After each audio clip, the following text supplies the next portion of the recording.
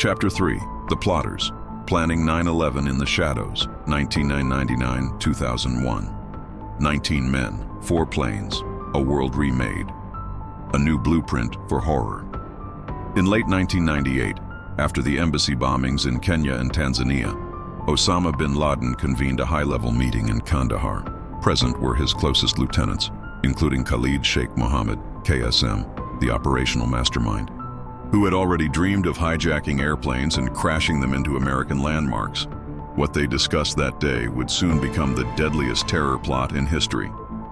Bin Laden approved the general contours: hijack multiple commercial planes, strike symbolic American targets, and do it with trained suicide pilots. But execution would require precision, patience, and invisibility. The world's most powerful intelligence apparatus was hunting Al-Qaeda, but bin Laden wagered they were too big, too slow, and too blind. He was right. The plan was given a code name: the Planes Operation. To carry out such a sophisticated plot, Al-Qaeda couldn't rely on typical foot soldiers. The operation would need westernized, educated, disciplined operatives, men who could speak English, navigate Western airports, and blend into American life without raising suspicion. The answer came from Germany. The Hamburg cell, composed of devout Muslim students, radicalized in the late 1990s, had already proven their ideological commitment and operational discretion. Osama bin Laden personally selected Mohammed Atta, the mission leader, cold and meticulous; Marwan al-Shehi, jovial, impulsive, fiercely loyal; Ziad Jarrah, a well-educated Lebanese with a middle-class background; Ramzi bin al-Shibh, the key coordinator and courier. They were directed to return to Germany, obtain travel visas, and embed themselves in the United States. Their mission: learn to fly jets. This wasn't just a suicide mission, it was theater. Every step had to be flawless, every movement invisible, every mistake fatal. Between mid-2000 and early 2001, the pilot hijackers entered the United States and dispersed across several states to attend flight schools. Mohammed Atta, Marwan al-Shehi, and Ziad Jarrah trained in Florida.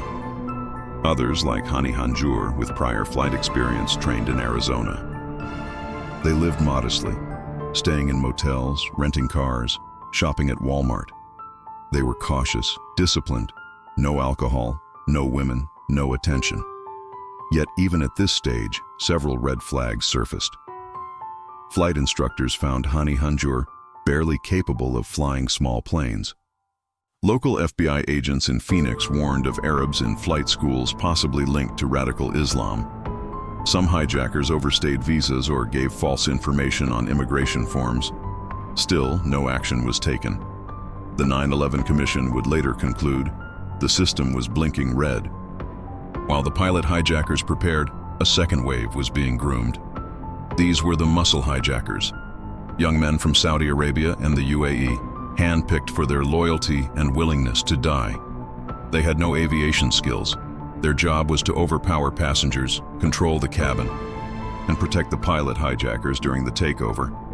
Between late 2000 and mid-2001, 15 of them entered the US, often traveling in pairs, sometimes using aliases or fraudulent documentation.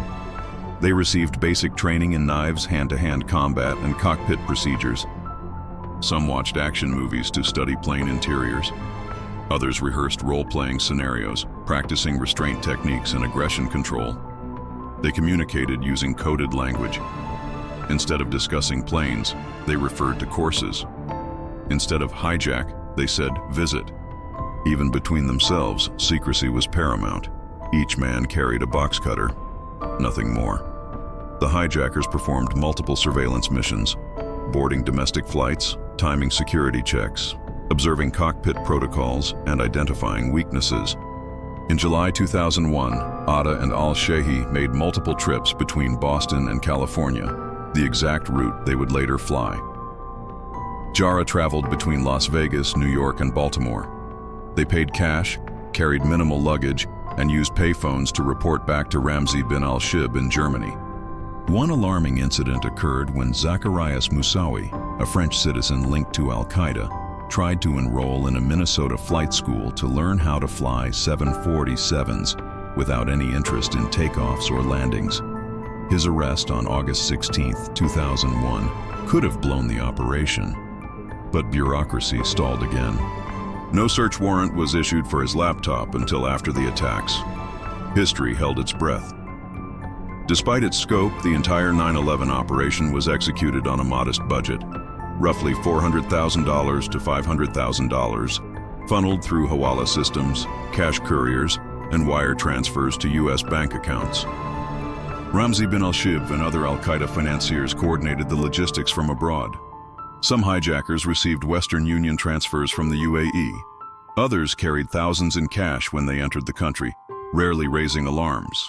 They used their funds to pay for flight training tuition, airline tickets, rental cars and apartments, simulator hours, utility bills and phone cards. The system was lean, compartmentalized, and elegant in its ruthlessness. In early August 2001, Atta received a final coded message from Ramzi bin al-Shibh. The faculties are ready and the date is set. Bin Laden himself reviewed the operation's details. Initially, he pushed for striking the White House and including more planes, but Khalid Sheikh Mohammed cautioned against overcomplicating the plan. The Pentagon was added as a military target, the capital likely for symbolic government disruption. On September 4th, Atta met with the other pilot hijackers for a final coordination meeting. They confirmed their flights, seating arrangements, and departure times. Everything was aligned. There was no going back. The following day, on September 5th, the muscle hijackers flew from Florida to Boston and Newark, bringing the entire operation within striking distance of its targets. On the evening of September 10th, the hijackers split into groups, staying in motels near Logan, Dulles, and Newark airports. Atta and Abdulaziz Al-Omari stayed at a Comfort Inn in South Portland, Maine. Security camera footage shows Atta walking through the Portland jetport early the next morning, dressed casually, carrying a small bag. At the same time, Ziad Jarrah was alone in a hotel in Newark, reportedly nervous and emotional. He called his girlfriend in Germany one last time. He whispered that he loved her. She would later say it felt like a goodbye. No last-minute confessions, no wavering, only silence before the storm. At 7:59 a.m., American Airlines Flight 11 took off from Boston's Logan Airport. Mohammed Atta was at the controls. 17 minutes later, United Flight 175 followed, piloted by Marwan Al-Shehi. At 8:20 a.m., American 77 left Dulles. At 8:42 a.m., United 93 departed Newark. All four planes were fully fueled for cross-country travel, making them devastating incendiary weapons.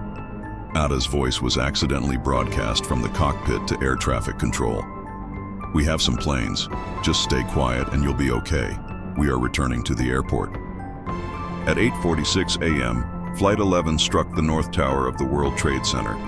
At 9:03 a.m., Flight 175 hit the South Tower.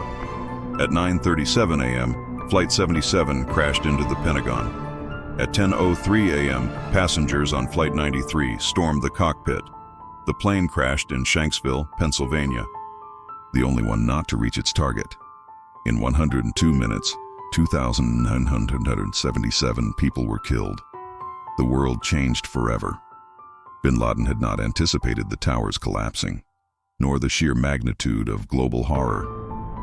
But tactically, the operation was a success. It crippled America's sense of invulnerability.